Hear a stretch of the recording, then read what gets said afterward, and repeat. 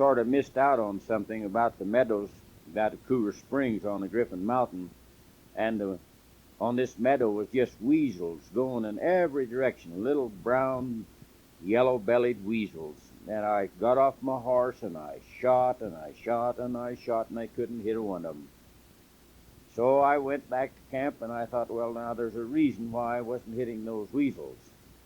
Now, I knew that they were very, very quick, and I was shooting over them, and they'd hear the resonance or the whistle or wind of that bullet, and they'd duck before the bullet could get to them. Well, I went back and lowered my sights about an inch under the ground, and when they'd come up out of the hole, I'd shoot and I'd get them. But I didn't practice that very much because I got to be a real good shot, and that was a little story that I forgot when I started to sing Home on the Range. And but when I was a young boy, when I'd come home off the range, why, I had a lot of boy friends, and we'd love to sing. Oh, how we would sing in the evening. That's the only entertainment we had. We'd get down on the church house step, the store steps, sometimes around the fence around our homes, and we'd just sing for hours. And we knew all of the songs. I learned songs very quickly when I was young, and I learned to sing some of the most beautiful songs that I've ever learned in my life. And I'm going to sing some of the first songs that we used to sing. I could carry the bass or the tenor or the lead or the alto, and I learned to sing parts. And we were complimented by all the people of town as we sang on the street corners at night. This is some of the songs that we used to sing. This is one of my favorites. It's called The Prisoner's Song. I learned it when I was just a lad. Within my prison cell so dreary, alone I sat with weary heart, thinking of my only darling.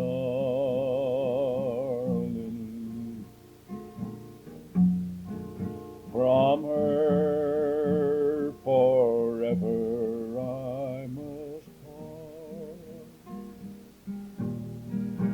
A rose she sent me as a token.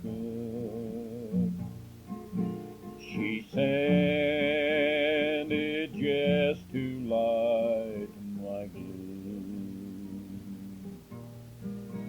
to tell me that her heart was broken, to cheer me ere I met my doom. She wrote, I took it from the garden, where once we strolled side by side. And now that you hold no hope of pardon, and I can never be your bride,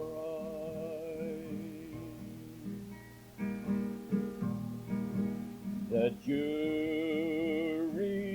would not believe my story. The judge said I would have to pay, but to this rose in all its glory, not guilty is all I can say.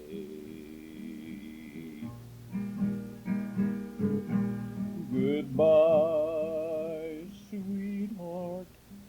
for on the morrow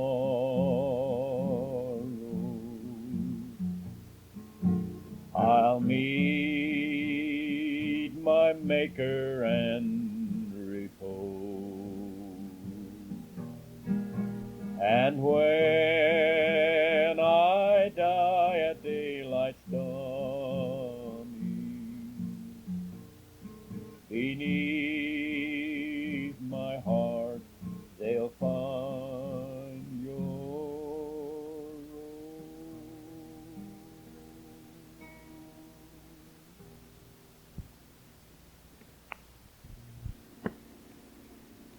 Oh, how we used to love to harmonize to this one, love's old sweet song.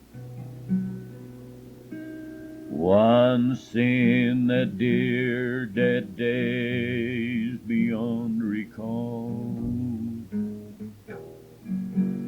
when all the world the mists began to fall,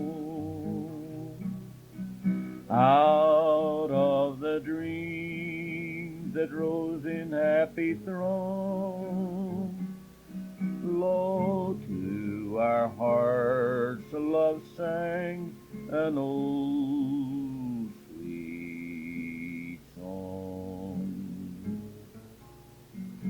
And in the dark where falls the twilight gleam, softly it wove itself into a dream. Just a song at twilight, when the lights are low and the trickling shadows softly come and go. Though the heart be weary, sad the day and long, still to us at twilight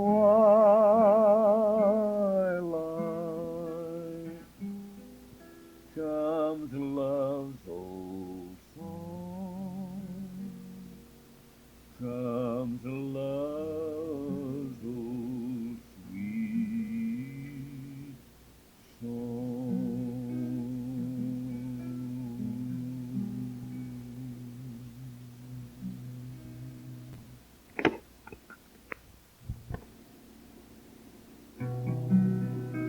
Oh, Shenandoah, I hear you calling.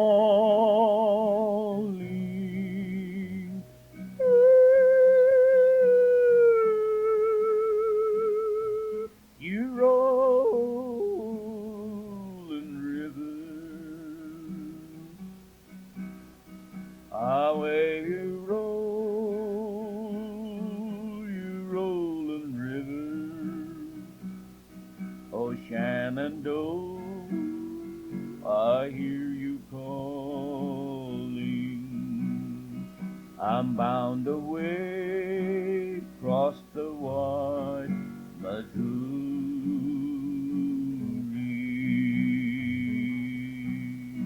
Oh, Shenandoah, I love your daughter.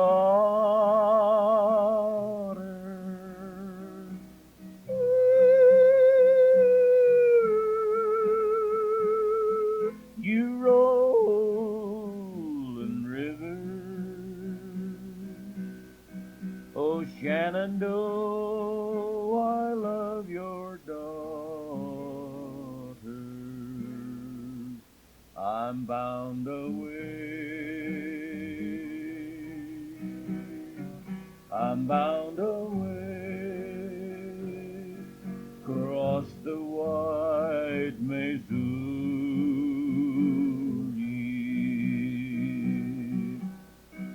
Oh, Shenandoah, I love you dearly.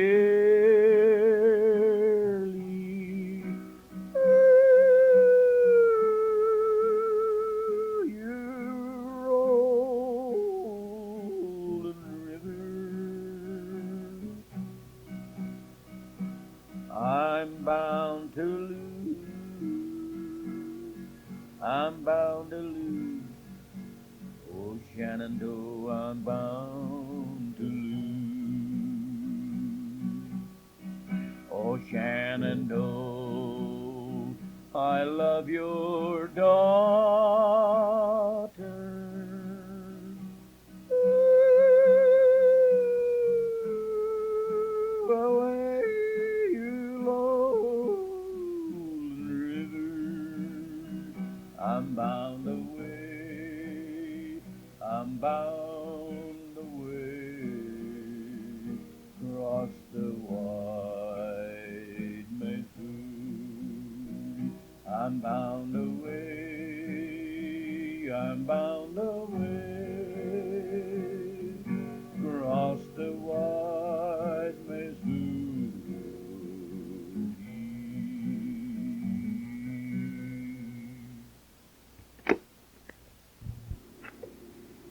Now, I was married and about 22 or 23 years old when I got my first guitar, but I learned to play the harmonica when I was quite young. Got me a little old harmonica. I think it cost 25 cents. And I learned to play all of the tunes on that harmonica. And out on the range, I'd sit down in a sagebrush, look up at the sky, and throw my head back, and oh, how I would play all them old tunes just to keep me from lonesome and remembering the boys and my friends back home when we used to sing these lovely songs.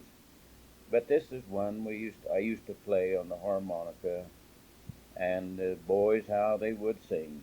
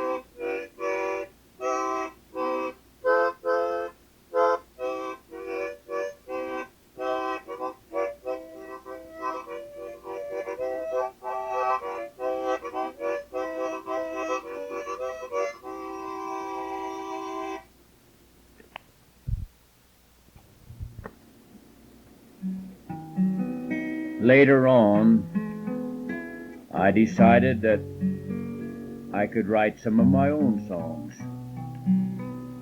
And so I've written many songs, sang in many funerals and weddings, and entertained the tourists by the thousands with my own songs.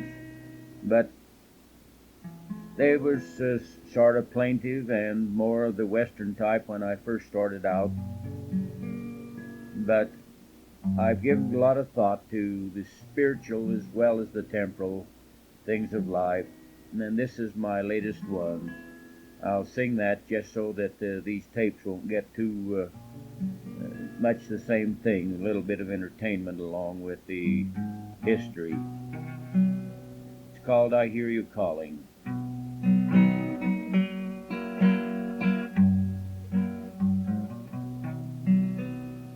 I hear you calling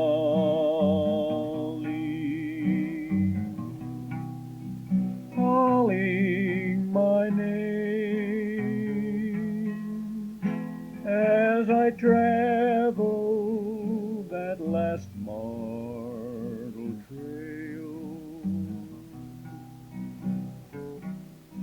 I hear you calling my name so clearly through that heavenly veil. Life's clouds have parted, the shadows are all gone, the morning sunlight sparkles in the dew. My mortal battles are won, I have conquered death. Oh, my darling, I'm coming home to you. The weeping is over, the flowers in sweet repose. Oh, my darling, I hear you calling, and I answer with all my love.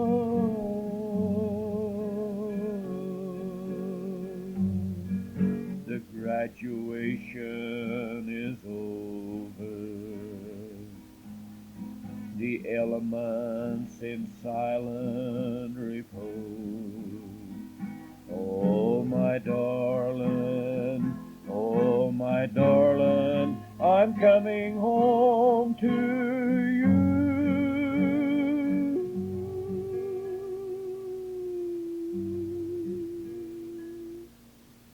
I've been so lonely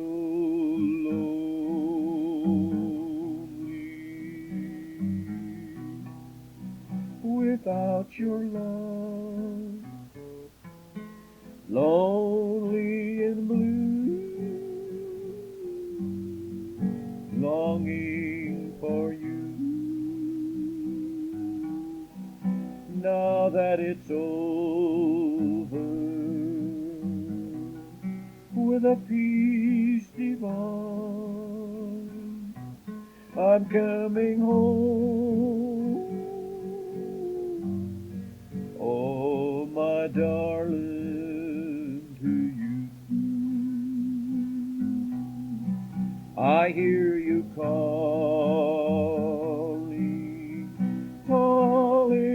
my name. My trials are over. What a beautiful day. My prayers have been answered, my work all fulfilled. Now I can say I did it my heavenly Father's way. The weeping is over, the flowers in sweet repose. I hear you calling, and I answer with all my love.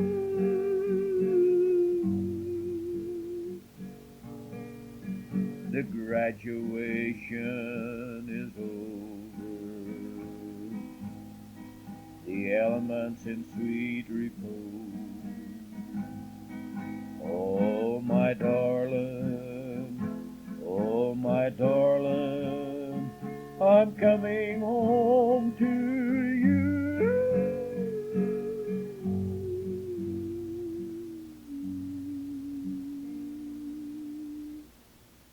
I'm coming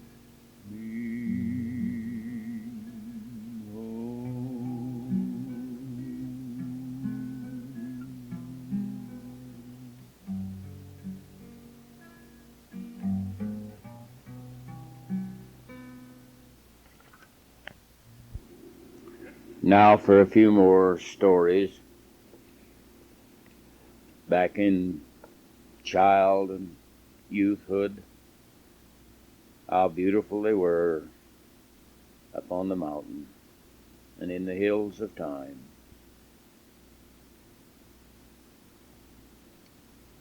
I remember one time that I decided if I had some coyote traps, I could catch enough furs and get another year of high school down in Monroe. I wanted to go back real bad. So I trapped, and I dug up little coyote pups and got $6 bounty out of them from the state and county. I worked as hard as I knew how, and I caught foxes and furs and coyotes and ring-tailed cats and badgers. And I sold them. I didn't get very much money from them, but it all added up. And when the time to go to school, why, I had in cash $280. How happy I was. I was going down to meet my friends down in Sevier Valley and go to school again. I was 16 years old. Dad came out to sheep herd, and I got on a mule and rode to Tropic. And I hollered Mother when I went through the kitchen door. Mother didn't answer, so I began to search the house, and I found my mother almost dead in the back bedroom. Her face was just as red as could possibly be with fever. I run as hard as I could over to Frank Alstrom's and got Rose, his wife, our neighbor, and she came over, and she said, Herm, we've got to get your mother to a doctor quick. You run and get Dad and get his car. So I ran over to Frank, and he got his car, and we, as quick as we could, we loaded Mother and rushed her to Panguitch. Dr. Bigelow just cleaned off the kitchen table and throwed her on the table and give her ether and put her out and started to operate. Her appendix had burst, and she was a very, very sick woman, but our Heavenly Father was just testing her once more. She'd gone down through the pangs of death 10 times, brought 10 children into the world without a doctor, just a midwife. And our Heavenly Father had a great mission for her, and so it wasn't time for her to die, but I sure thought she was always going to lose her. It was a sad time in my life. I asked the doctor how much it was going to cost for Mother's operation. Dad didn't have any money. And he gave me a quotation, and it took everything I had. I paid it, went home, got on a mule, and took some supplies on another mule, an outlaw. That's the only one I could catch that day, and he was an outlaw. I had a terrible time getting him saddled and getting the pack on him. I took him up, and I had to lead him with a nose loop, and I forgot to take the nose loop when I got to where Dad's camp was, and he was out with the sheep. I left the nose loop on this mule, and he got fighting that nose loop and keeled over backwards and smothered himself to death. Because when Dad and I come back, he was dead with the pack still on his back. This was an awful sad thing in my life, but Dad had to go to Mother. I stayed on the range then for 13 months. And that was the end of my schooling as far as the schoolhouse is concerned, but certainly not the end of my schooling, because Mother Nature became my schoolhouse, and I began to study her sweet, beautiful intelligence, and I began to adapt it to my life, and how thankful I am that I had time and the solitude and the beauty of Mother Nature to study her sweet flowing breast and partake of the manna of intelligence that she so gently and so beautifully built in my soul. It was poetry. It was the greatest sonnets of time. As I studied the many stratifications of the earth crust, became a great museum, strata upon strata, chapter upon chapter, story upon story of geology. I borrowed books, and I studied, and I studied, and then I studied some more. But above all, with these secular studies, I had the Book of Mormon, another book called Saturday Night Thoughts, and with me at all times, and they were great reading for me to read. And Book of Mormon became very, very dear to me out on the range. I studied the plant life. I knew all about it, and I studied the American Indian relics and their homes and their graves and their dusty history as I rode the range. I remember one time riding along what we call Candy Flat. I was with Uncle Ammon. He had awful good eyes and was a very good shot.